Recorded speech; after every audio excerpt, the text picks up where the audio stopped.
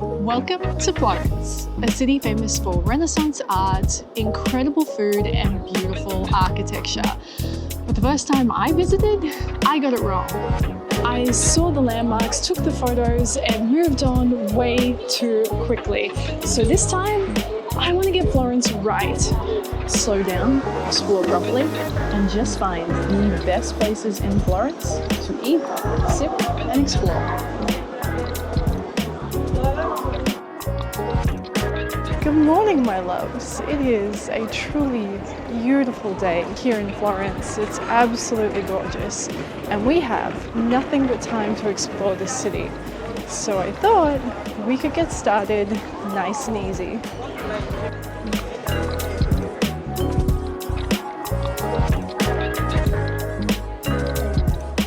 Alright, I've come to a place that was highly recommended on a lot of guides, aka TikTok. And I want to see if it's any good. It's called Ditta Artigianale. Oh man, I'm so sorry, Italy. That was like a terrible version of how to say this place. Now, they are famous for their coffee, their pastries, and their food, and I've got all three for us to try, starting with their signature coffee, something they invented here called the coffee masseur. Now, it is espresso, mascarpone, oat milk, a biscuit on top, and some cocoa as well, and it looks so good.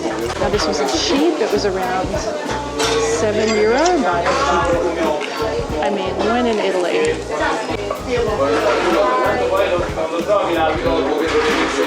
Oh man. Unfortunately, guys, that is delicious, and you are going to have to part with €7 to get it. Okay, now to balance it out, because I'm a healthy queen, put some beautiful yogurt with some homemade granola, some fruit, and some dark chocolate on there. It's so good. The Greek yogurt is beautiful. The granola is all gorgeously toasted and crunchy. With a little bit of dark chocolate on there is just sensational. And lastly, because I'm me, a pastry. This was a panic order, just because I love a laminated pastry like this, and I'm kind of curious to try it here. I don't know what filling this is. I just pointed to it and just said one of those, so let's just see what that is.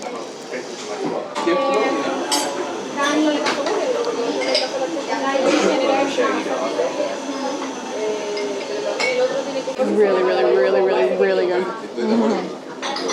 It's definitely pistachio. It's delicious. The outside is lovely and crisp. Yeah, this place is really popular, obviously because it's all over TikTok.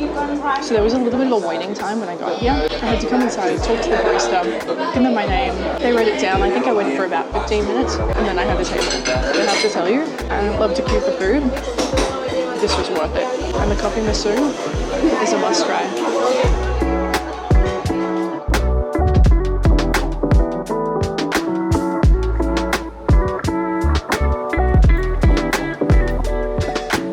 Alright, this is the Ponte Vecchio, and it is Florence's most famous bridge and one of the most iconic landmarks in all of Italy.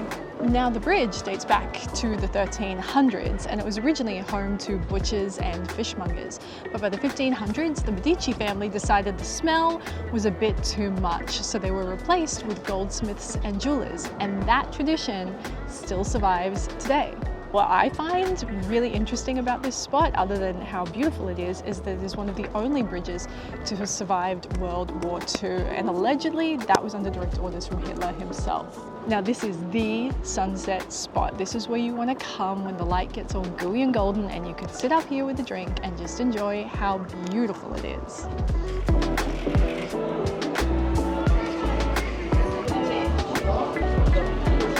This bridge is absolutely beautiful to walk across. There are people everywhere, and it is, as promised, lined either side with nothing but jewelry stores. I will say it is very, very busy, so if you don't like crowds, you might want to plan your run. I actually think it would be really amazing to get up at the very first light, get a cappuccino or an espresso, and come up here and have it all to yourself before anybody else got here.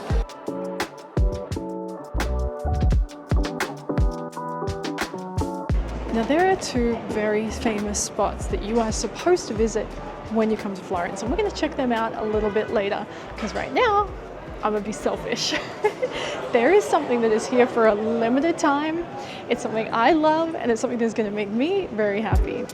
So we're going. When I think about his grace, there's freedom, something like a woman prays.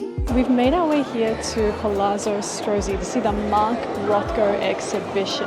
Now he is one of my all-time favorite artists, and what's really cool is he has a very surprising and interesting connection to Florence. I'm in awe of how you keep doing something amazing. He's always away doing something amazing. Mark Rothko is without a doubt one of the most influential artists of the 20th century, and he is famous for these huge emotional fields of color that are designed to be felt rather than interpreted. The exhibition takes you on a journey through his life. You are just walking through it. You start where he did, how he accidentally found his way to art. And he begins with this exploration of cityscapes and traditional shapes, and then moves into those multiforms he ultimately becomes renowned for. And I love the journey of color. You know, it takes you on such a relatable journey of life. He begins exploring with these bold yellows and oranges and reds, which are so reflective of your energy in your 20s, and then goes deeper into tones of blue and green and those more introspective feeling pieces. And then as you move into the later stages of his life, he's exploring with neutral tones and a lot of gray and black and really deep, dark, introspective pieces. It is a treat to behold. And what's very interesting is that Rothko was deeply inspired and influenced by his time in Italy. He visited 3 Italian cities, including Florence, in around the 1950s, and was just so moved by Renaissance art. And to me, I think that is so cool. Now we have popped up in just the right spot, because right here is the Odeon Theatre, and I saw some photos online. It looks magnificent inside, and I think we should go inside and see if it's worth visiting, because I don't think too many tourists are going here. Rather wanna flat than fight, but every now and then you gotta pause. Ask yourself. It is absolutely beautiful in here. The theatre is stunning, but it's not just a theatre, even though they are showing some black and white Charlie Chaplin on the screen behind me right now. But it's also a bookstore. And if you know me and you've been watching this channel for a while, you know it's my secret fantasy that I meet the love of my life in a bookstore. Let's go wander around and look lost in the travel section. People sat up there, and it's making me wonder if you can get a coffee up there. If you can, I would love to do that. One bad decision,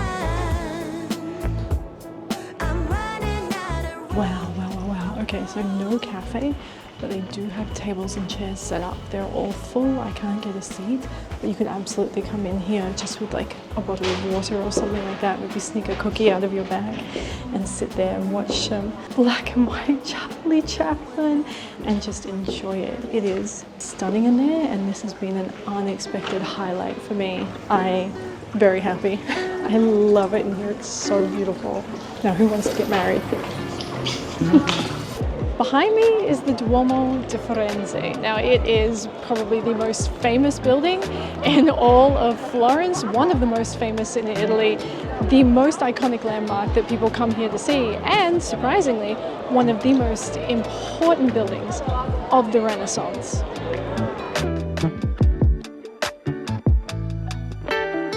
Construction began back in the early 1200s, but the most famous part, the iconic red dome, wasn't added until over a century later. And here's the crazy part. At that time, nobody even knew how to build a dome like that. And the architect who stepped in basically changed engineering history. It is still studied even today. What I love about this place is it's a bit of like an optical illusion to me. It almost looks 2D, and that is because of all the beautiful white, pink and green marble you see on the outside. It is one of the most beautiful buildings you will ever see in real life, and nothing prepares you for just how enormous it is. Now you can absolutely go inside, you can even go all the way up the top to the red dome, but here's the catch. The queue is huge. It is snaking around the block. I imagine it's going to take a couple of hours to get in there, and that is just not for me.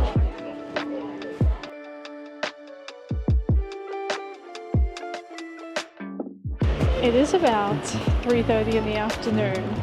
It must be 34 degrees. It's unbelievably hot, and I'm finding myself starting to get a little agitated. It's almost impossible to walk in a straight line. You're going to be navigating, bumping, scusi around a million other people, but I mean, that's Italy in the summer. That's what you come here for. That's what you have to expect when you travel this way. But I do need a little break. I need to sit down, drink some water and relax before we go and eat again. And I want to show you my hotel because it's actually kind of hilarious. So I'm staying here in this building at a spot called Hotel Brooklyn, and I have a feeling my room is going to give you guys a giggle.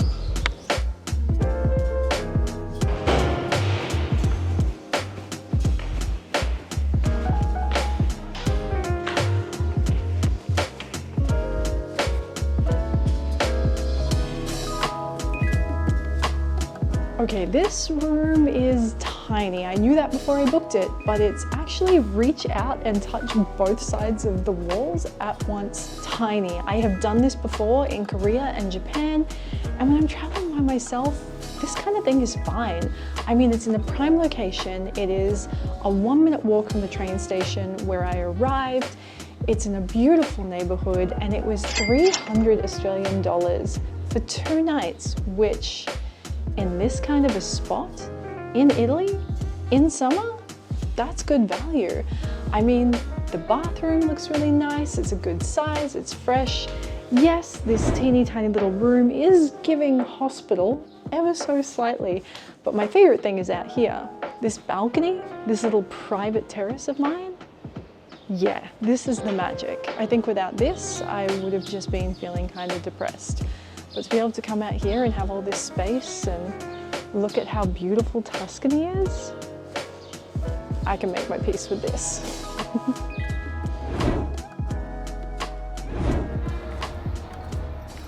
Oh, that's better. I am feeling rested and refreshed. Sometimes when you're traveling, you have to take a strategic break, especially in a busy place where it's very hot. But now I am starving and I need to eat, and Italy is the place to get your feast on. I heard a rumor about a really great food market just 2 blocks from my hotel. I'm gonna walk there, I'm gonna check it out, and hopefully we can find some good food to eat there. How could it not be good? This is Italy.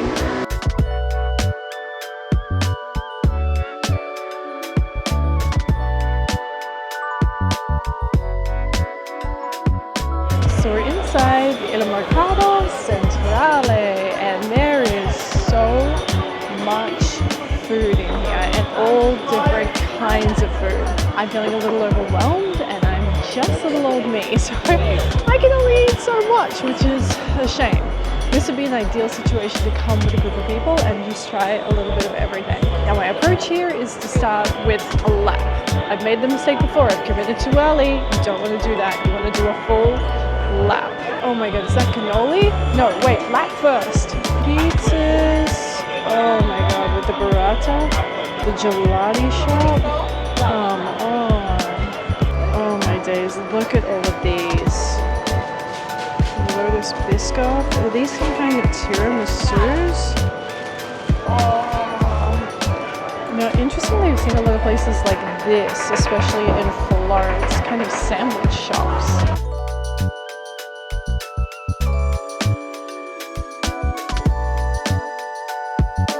Okay, if I can be really honest with you guys, I'm a little paralyzed with fear because I don't want to mess up.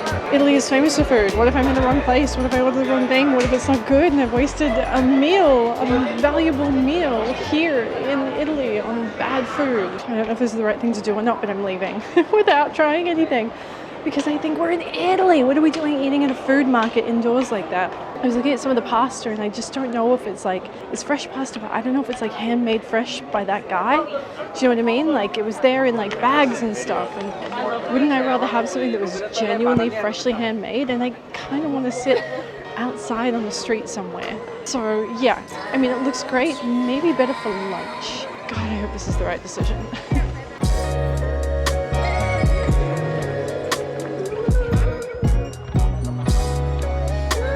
Now there is another place that I've seen on every guide for every major city. That's Milan, Florence, and even Rome when I was there. The thing is, it's popular.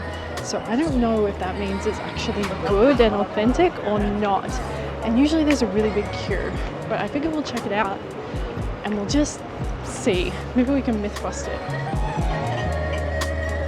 All right, dinner tonight is at Osteria da Fortunata, and this is one of the most popular pasta spots in the city. And here's the thing, I wanted to try it when I went to Rome and I wanted to try it in Milan, but every time I walked past their locations there was a huge line, and I mean huge, like an hour or two wait.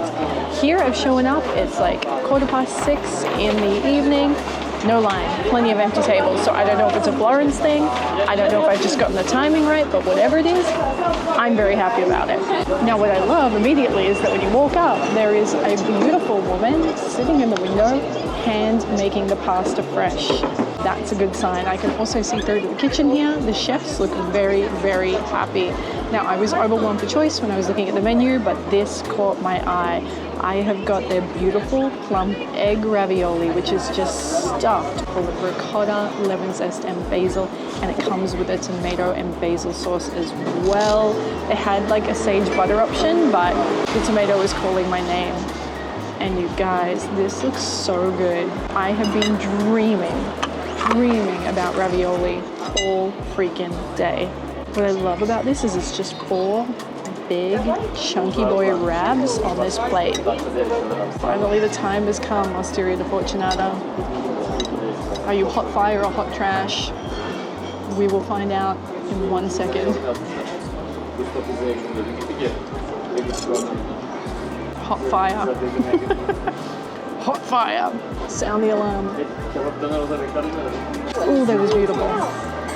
Okay, it's so good because the pasta is cooked perfectly. It's beautiful and chewy, just perfectly chewy, if you know what I mean. Al dente, dare I say it. The filling is gorgeous. The ricotta isn't too overpowering. That little hint of the lemon zest coming through just brightens everything up. The tomato and basil sauce is perfection. Perfeccione. I am very happy with that. Now this wasn't cheap. It is €18 for this. There is also a €3 table charge, which gets applied to the bill, and a bottle of water for €4. So it's not a cheap meal, but it's something that's been on my wish list for a long time, and it tastes delicious. And I'm sitting out in the street like I wanted to, so I'm happy.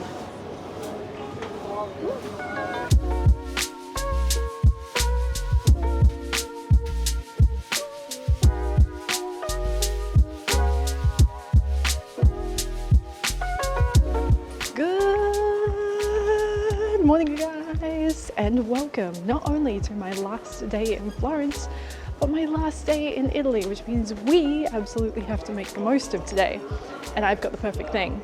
There is a place that I have been dying to visit and eat/drink at for years. And after years of dreaming about it and wanting to be there, today is the day. It's finally happening. I'm really excited. I just hope it lives up to my own mental height. There is a huge queue of people here, so I have to assume we're in the right place. Oh my goodness. Oh god, I'm about to join this queue and wait.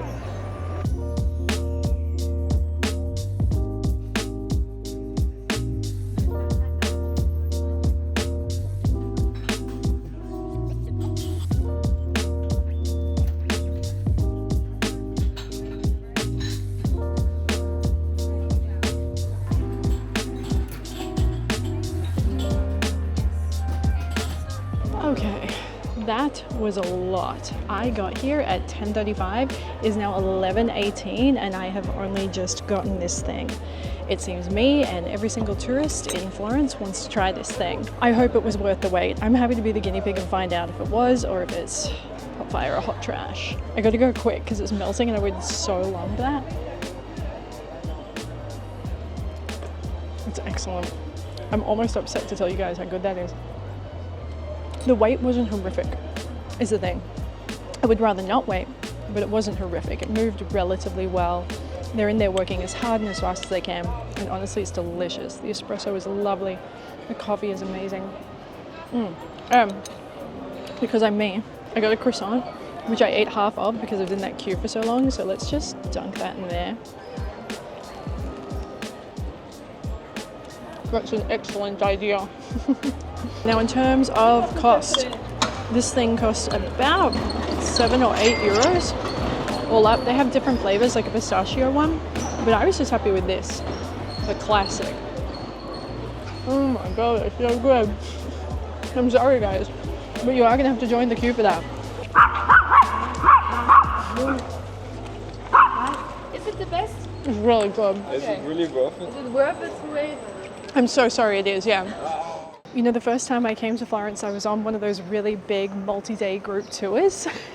I must have been in my early 20s or something, and we were just belting through Europe. I think we saw something like, I don't even know. It was an obscene number of countries in a very small amount of time. Now, there's absolutely nothing wrong with those tours. They're so much fun. You make amazing friends, you see lots of places, but you don't get a lot of time in each destination. And for Florence, we would have had just like 6 or 7 hours. It would have been arrive the night before, stay out of town, explore a little bit during the day, and then we would have been back on the bus and leaving in the afternoon. And I'm so glad I've come back and I'm doing it this way. This is great. I think 2 nights is perfect. And from a solo travel perspective, I feel very safe. You know, I was reflecting on how I felt when I really started solo traveling a few years back, and I was scared. I was terrified all the time, especially around Europe. I was convinced I was going to get pickpocketed, luggage stolen, hotel room broken into, something bad would happen to me. And now I'm just so confident, and it feels so nice to feel that change in myself and to come to places like this and be able to enjoy them wholeheartedly. But yeah, 2 nights in Florence, that's the sweet spot, team.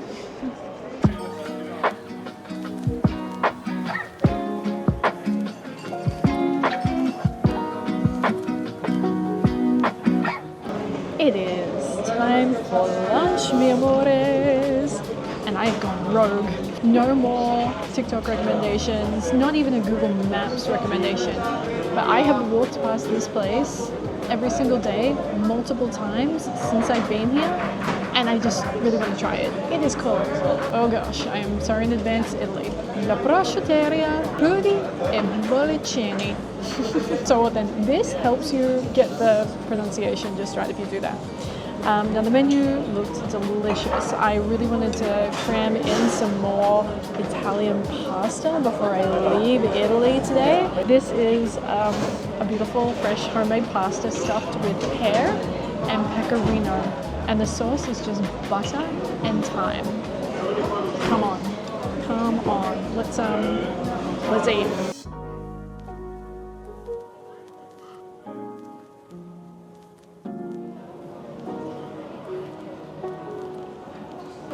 Whoa.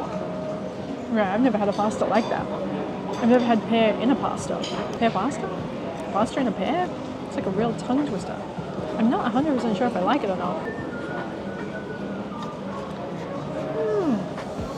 I do like it. I think it's a really interesting flavor for a bar. The pear is very subtle, but it's definitely in there. The pecorino is stunning, absolutely beautiful. I think the butter sauce with it is perfection. I love this restaurant. I wish I had more days here because I would love to come back and I would love to try some more of their pasta. It's beautiful. I think the place itself, I mean, you can see what a gorgeous little spot, and I'm kind of tucked in here. I'm out of the heat. I'm off the street, but I'm doing some elite people watching from this spot. I'm kind of obsessed with it. I'm kind of obsessed with Florence. It's been much busier than Milan. Much busier, but that is Italy in the summer. That is what you come here for. You have to expect it. And I'm just really glad that I had the 2 full days, the 2 days to explore, the 2 nights kind of thing. It's just such a good way to do it. When you come here and you rush, you just miss the magic. Now, if you're watching this and you're screaming something at the screen, you may be screaming that I've missed seeing something very important. The statue of David. Yeah, he's here, guys, in his full frontal glory. I have seen David before. So I didn't want to line up and do the whole experience again, but you can absolutely do that if that's something that's on your life wish list. For me, I just wanted to slow down a little bit. It was more about the food and like immersing myself in the city than anything else. Now I am going to sit here, people watch, very slowly eat my pasta. I am in no rush. There is a biscotti bakery kind of store over there. I'm going to go over there and pick up some delicious treats because I'm going to see some of my family tomorrow. I want to bring them some like fresh from Italy treats. I just think that would be such a nice thing to get, like biscotti that came from Italy the day before. I think that's so cool. So them all nice and spoiled, and then I'm going to make my way to the train station, catch the train back to Milan, and then I have a flight to catch later tonight. But with that, you guys, that brings this week's episode and my time in Italy to a close. I really hope you've enjoyed it. Now, if you don't already, be sure to subscribe right now so you never miss a single episode, and say hello in the comments below. Hope you have a great weekend, and I will see you with a brand new episode next week. Love you.